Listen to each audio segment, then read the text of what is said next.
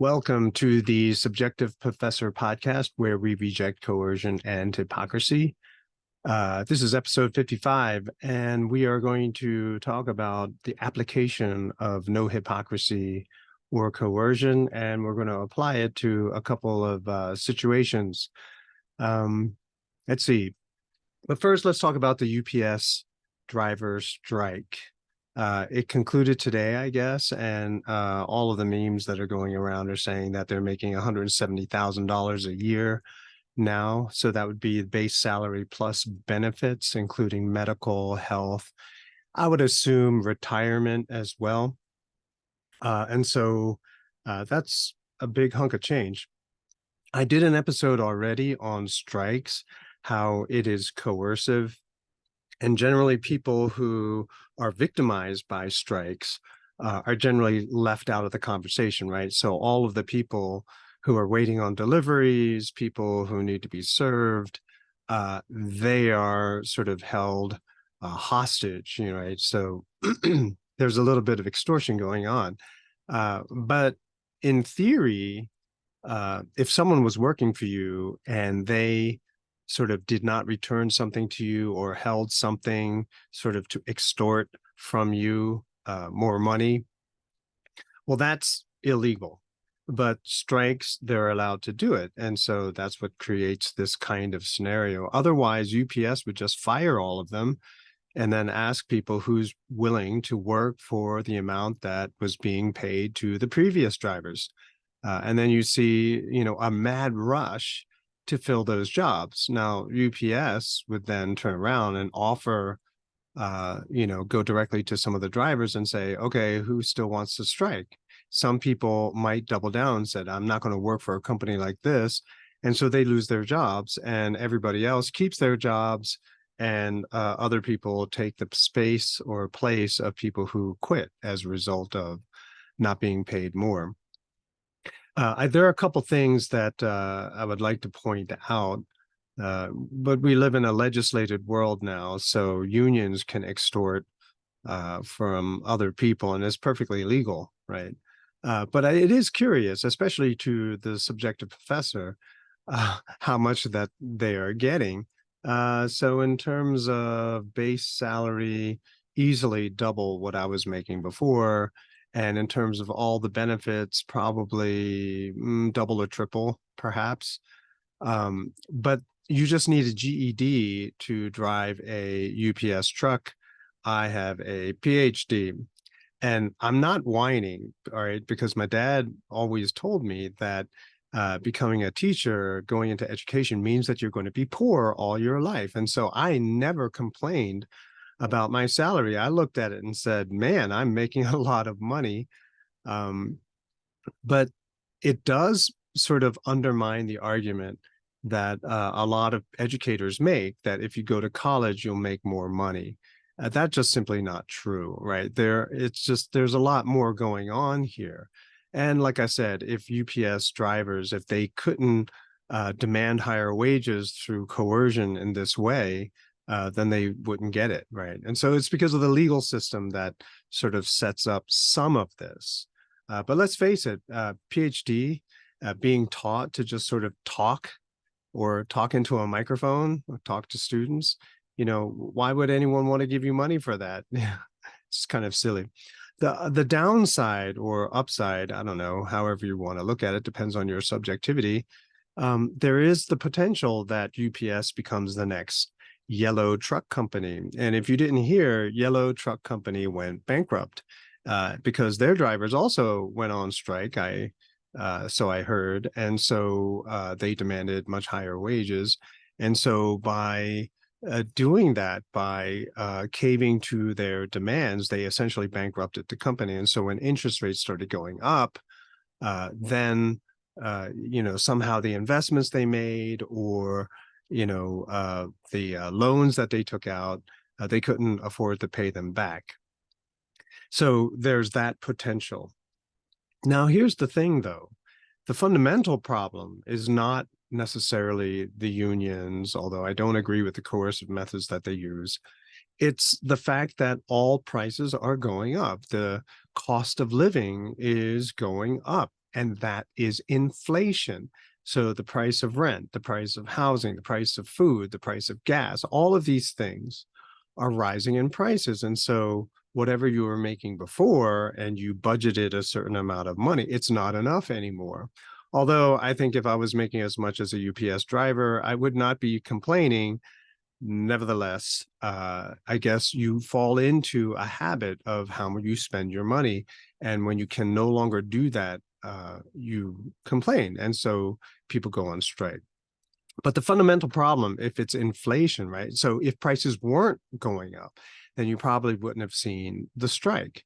So what's causing all of the prices to go up at the same time? That would be the government control of the currency. And so really it's the government that's at fault. So you see government passing legislation to protect this phenomena of strikes, which then sets up all of these other problems. But you see, the fundamental problem of inflation is the result of government activity and their attempt to promise the world to all of their voters. Okay, so there's just a little word on UPS. So last episode, we talked about basic math and how one can use it to analyze or sift through information, even on the fly. Like you don't necessarily have to be doing research, but you just have to be able to do it on the fly, especially if you're engaged in a discussion or if you're listening to a news report. I said that in a discussion, I look for, the person who I'm speaking with. I listen for their premise. I listen for some points that they're trying to make. And then, you can kind of get an idea of really what they're up to, and you can point it out and talk about that. Like, this is what you're really trying to do, right? And they'll either affirm it or deny it, but you just have to follow their argumentation to its logical conclusion. Remember, it's a vector, and so it's going in a direction. It has an endpoint. And if someone believes that you're not ready for the conclusion, then they'll give you an intermediate conclusion so that they can one day achieve their ultimate conclusion, which is something that is usually it won't go down easy for most people. But I realize that in a classroom setting, I don't have time, especially if a lot of students have questions. You can't sit there and burn up a lot of that time that is required to follow that pattern. So I did come up with two principles that would cut to the chase of everything. And I would begin my classes, all of my classes, with the same two rules that I explained in episode 00 or episode 1. And those two principles are that in this class, there is no coercion and there is no hypocrisy. And so I would begin the first couple weeks of class, and so it would be the add drop period. And so a lot of people weren't going to have it, right? They're not comfortable with that kind of class. They can drop the class and find something else. But those two principles became necessary for me so that we could actually have a discussion in class. It wouldn't degenerate into shouting matches, people trying to cancel other people trying to shut me down, and therefore not have to worry about tests or papers or anything like that. And so I came up with these two principles to basically say, well, if you agree to abide by these two principles, then, we're going to have a great time. But if not, then it means probably you want to force other people to go along with your narrow subjectivity while not listening to other people, right?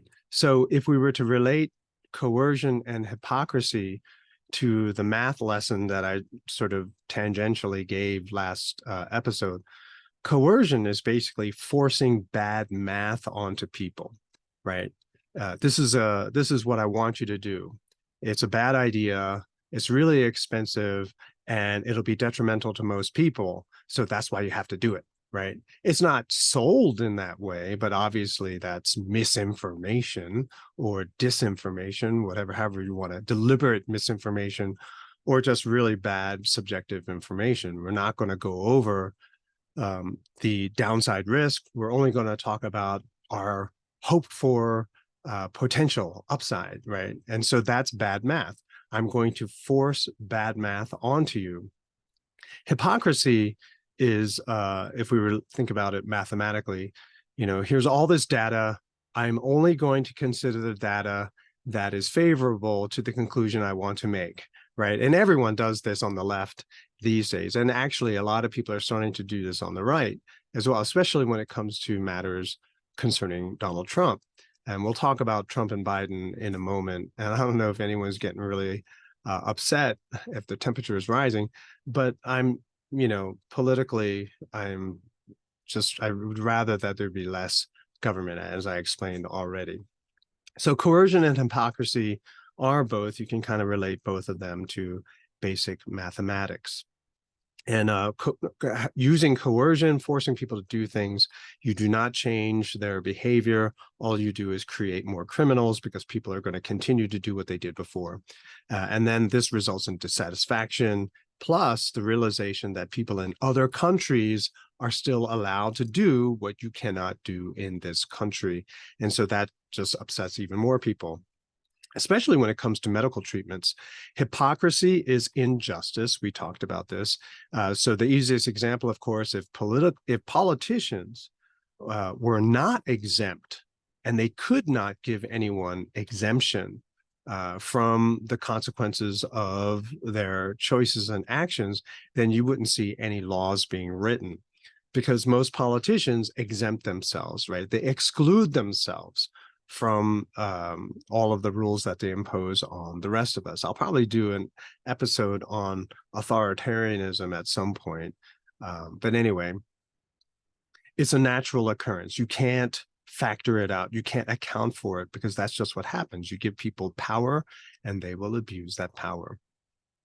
All right. So if we're having a discussion, and so in class, since we don't have the time for everyone to flesh out their narrow subjectivity, I just simply say, if what you're going to say is coercive or it is hypocritical, I mean, you can continue to maintain that belief. You can believe that belief if you want, but they probably will not be viable options if you want a better solution, right?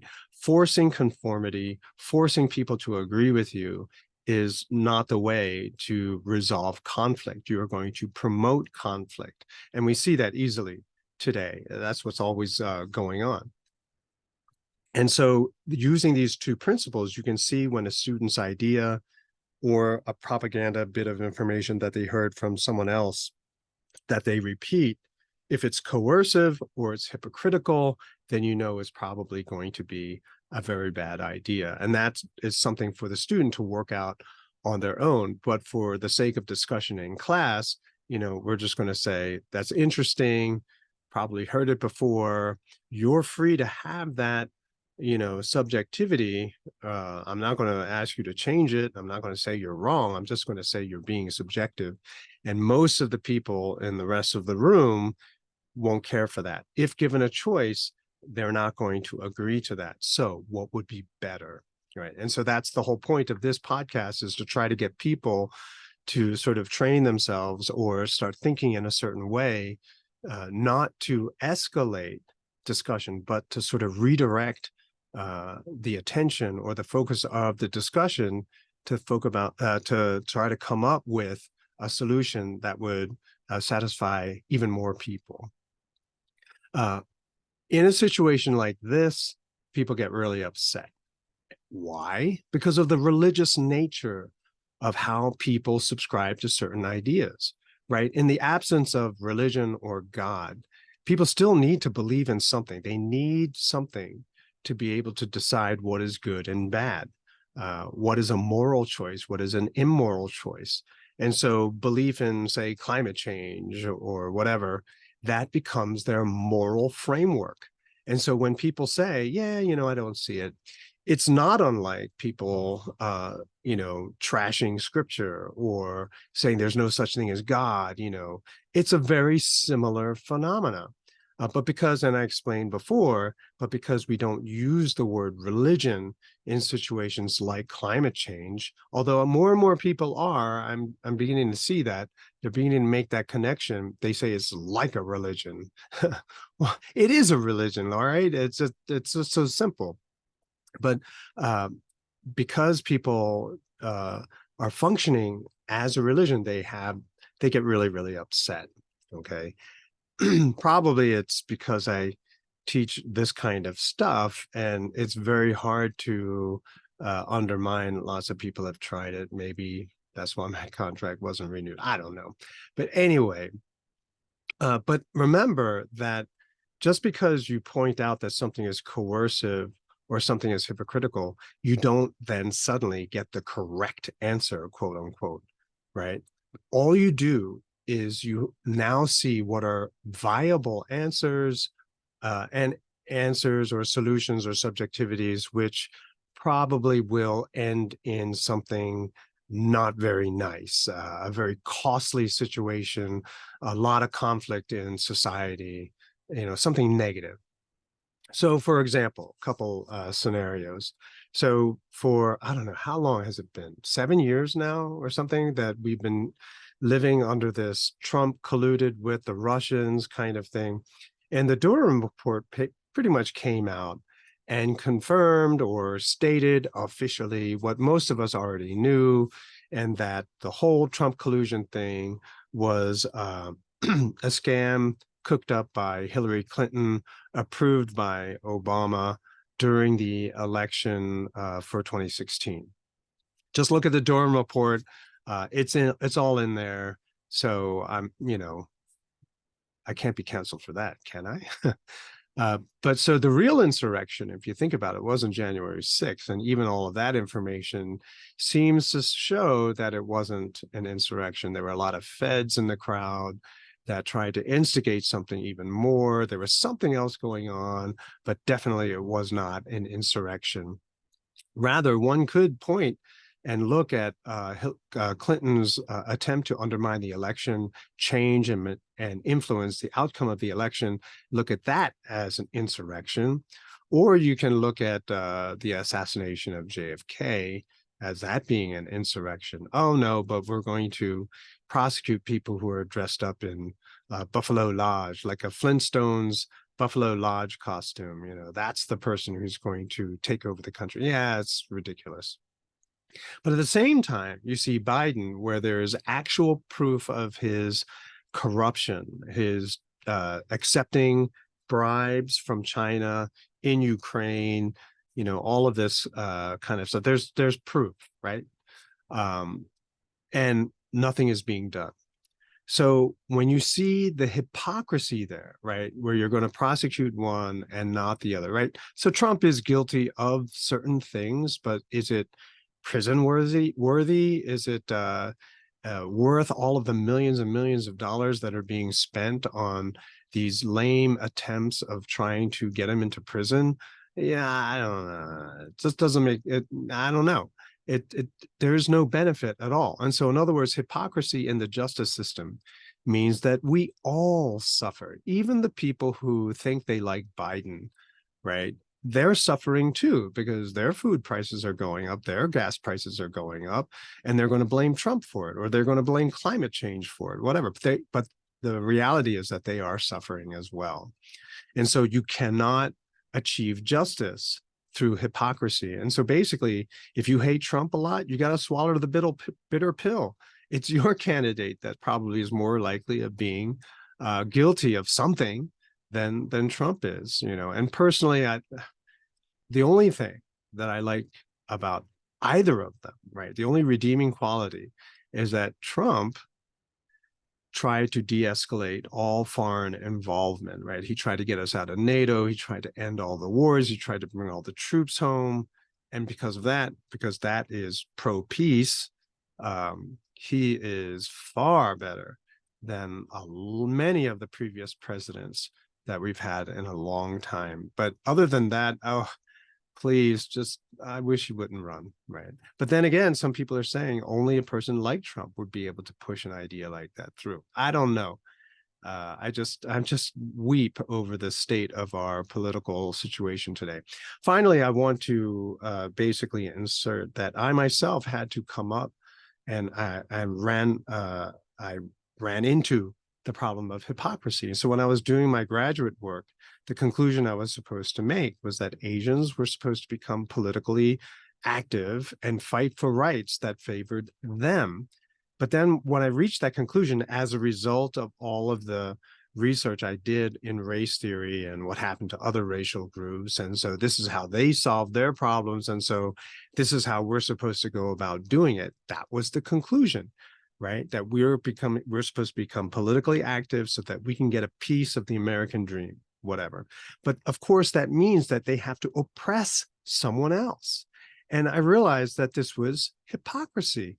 And as a Jesus freak, as someone who believed in Jesus, the problem is that that was the major criticism that Jesus would make about anybody, right? You're a bunch of hypocrites. And that accusation just kept ringing in my brain. And so I had a choice. I could either write whatever everyone else was writing, get published, get a job at another university, graduate early, all this other kind of stuff. But I couldn't do it, right? How could I say that at school and then go to church and say something completely different and say, yeah, that's what I had to do to graduate? No, I wouldn't be able to live with myself. And then it also brings in the idea of lying. Don't be honest when you're at a school that doesn't like the things that you believe and say. Or you figure out a way to be able to say what you need to say without compromising yourself, but also fulfilling the academic requirements, right?